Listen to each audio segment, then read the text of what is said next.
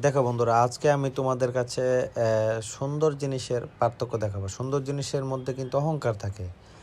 তো যেমন ধরো যে দুইটা সুন্দর নারী যদি একসাথে থাকে, তাদের মধ্যে যদি অহংকার না থাকে মনে মনে, কিংবা জেলাসি না থাকে, এটা কিন্তু একদম ভুল ধারণা।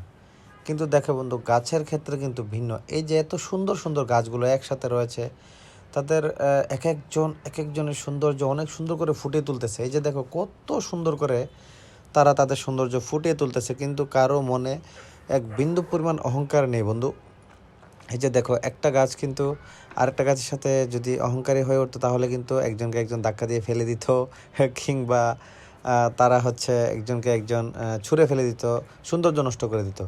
কিন্তু দেখো বন্ধুরা, তারা কিন্তু এক একজনের ভিতর দিয়ে সাথে লেগে গেছে সৌন্দর্য দেখাতে ব্যস্ত। তো আসলে কিন্তু সুন্দরীদের এটা বোঝা দরকার যে আমার যেমন মনে অহংকার আছে, আরেকজনেরও তো আছে, তাই না? তো অহংকার কিন্তু পতনের মূল।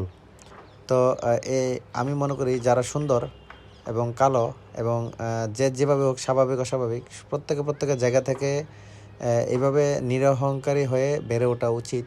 তাহলে জীবন এবং পুরোটা জীবনে এই ফুল গাছের মতো সুন্দর হয়ে যাবে।